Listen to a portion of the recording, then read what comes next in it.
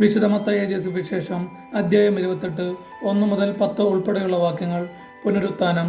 സാപത്തിനു ശേഷം ആഴ്ചയുടെ 1-ാം ദിവസം രാവിലെ മഗ്ദലേന മറിയവും മറ്റേ മറിയവും ശവകുടീരം സന്ദർശിക്കാൻ വന്നു. അപ്പോൾ വലിയ ഒരു ഭൂകമ്പമുണ്ടായി. കർത്താവിന്റെ ദൂതൻ സ്വർഗത്തിൽ നിന്ന് ഇറങ്ങി വന്ന് കല്ലുരുട്ടി മാറ്റി അതിന്മേലിരുന്നു. അവന്റെ രൂപം മിന്നൽ പിണർ പോലെ ആയിരുന്നു. വസ്ത്രം മഞ്ഞ് പോലെ വെളുത്തതും. അവനെക്കുറിച്ചുള്ള ഭയം നിമിത്തം കാവൽക്കാർ വിറപ്പുകൊണ്ട് മരിച്ചവരെ പോലെയായി.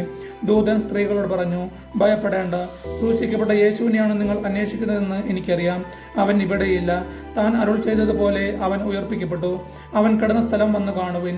വേഗം പോയി അവന്റെ ശിഷ്യന്മാരോട് അവൻ മരിച്ചവരുടെ ഇടയിൽ നിന്ന് ഉയർപ്പിക്കപ്പെട്ടുവെന്നും നിങ്ങൾക്ക് മുമ്പേ ഗലീലയിലേക്ക് പോകുന്നെന്നും അവിടെ വെച്ച് നിങ്ങൾ അവനെ കാണുമെന്നും പറയുവിൻ. ഇതാ, ഇക്കാര്യം ഞാൻ നിങ്ങളോട് പറഞ്ഞിരിക്കുന്നു. അവർ കല്ലറ വിട്ട് ഭയത്തോടും വലിയ സന്തോഷത്തോടും കൂടി ശിഷ്യന്മാരെ വിവരം അറിയിക്കാൻ ഓടി. അപ്പോൾ യേശു എതിരെ വന്ന് അവരെ അഭിവാദനം ചെയ്തു. അവർ അവനെ സമീപിച്ച് പാദങ്ങളിൽ കെട്ടിപ്പിടിച്ച് ആരാധിച്ചു. യേശു അവരോട് പറഞ്ഞു, ഭയപ്പെടേണ്ട. നിങ്ങൾ ചെന്ന് എൻ്റെ സഹോദരന്മാരോട് ഗലീലയിലേക്ക് പോകണമെന്നും അവിടെ അവർ എന്നെ കാണുമെന്നും പറയുക. നമ്മുടെ കർത്താവായ യേശു മിശിഹായ്ക്കും സ്തുതി.